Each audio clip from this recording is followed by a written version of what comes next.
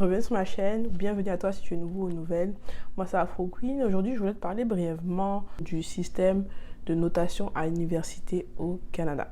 Donc, première chose que tu dois garder en tête, c'est que au Canada on est noté sur 100 versus en Afrique, tu le sais bien déjà, on est noté sur 20. Donc à ton premier cours, qu'est-ce qui va se passer?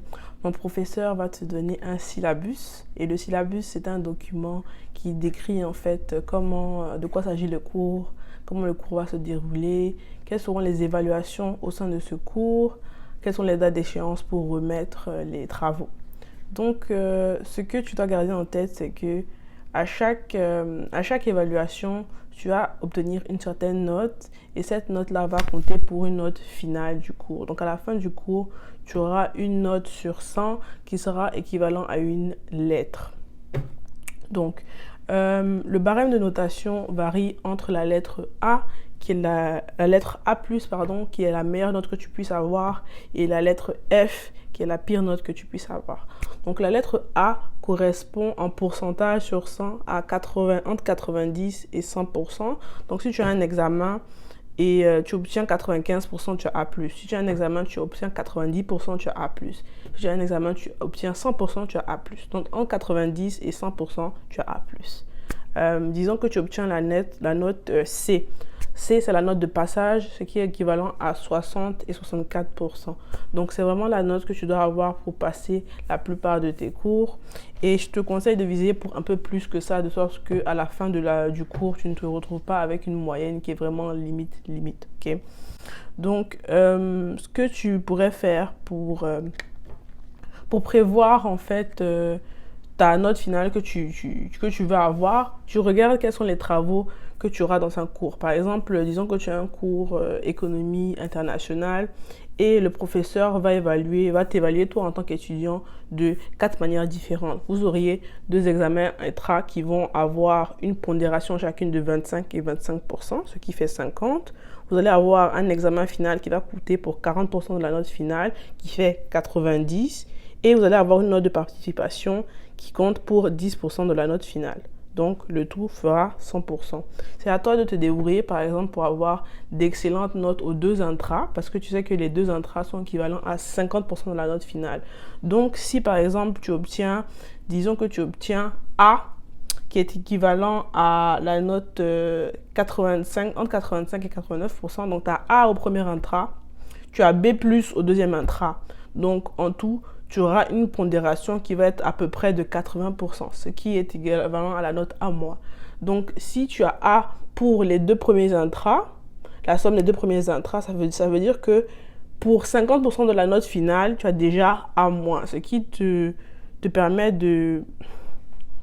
pas de relaxer, mais de bien commencer, disons, la session et de bien prévoir, en fait, la note finale que tu vas avoir.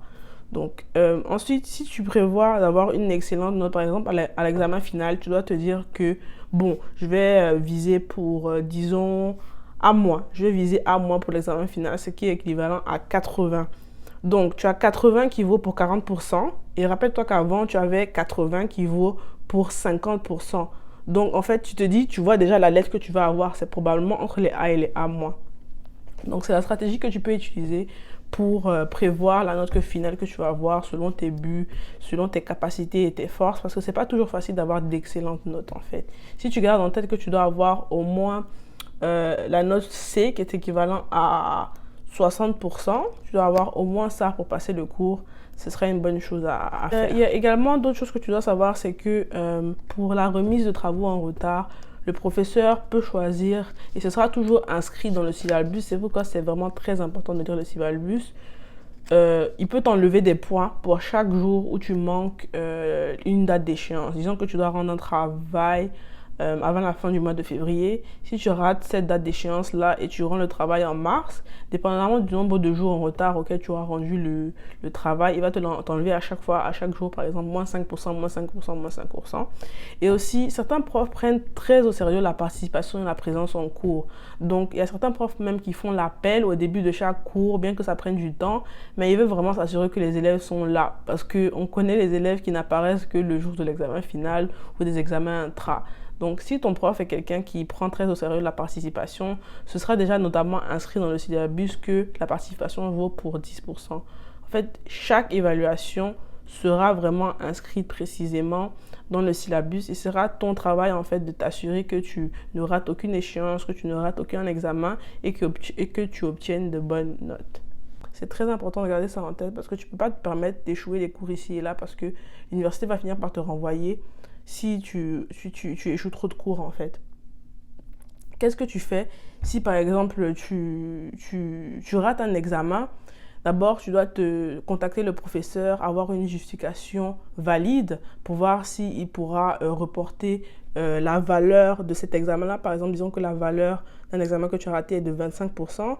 Il va essayer de le ramener ça à l'examen final. Mais ça veut dire qu'à l'examen final, tu ne peux pas te permettre de le rater ni de le manquer parce que c'est un pourcentage beaucoup plus élevé maintenant en fait. Et certains utilisent cette tactique, ils décident de rater un examen pour que la valeur de cet examen soit reportée à l'examen final, mais c'est très très dangereux de faire ça parce que en fait avec un examen, si tu l'échoues, c'est fini, tu as raté le cours en fait. Donc je te conseille vraiment de faire ton mieux à chaque opportunité où on va t'évaluer, que ce soit un travail, la participation orale ou un examen intra. Fais de ton mieux comme ça, tu seras en mesure de t'ajuster au fur et à mesure pour voir où tu peux t'améliorer pour pouvoir passer le cours en fait. Parce que ultimement, c'est ça le but, c'est de passer le cours. Avoir de bonnes notes, c'est bien, mais si tu as vraiment de difficultés, débrouille-toi pour passer le cours, ce qui signifie que tu dois avoir au moins la note C, qui est équivalent à 60%, ok?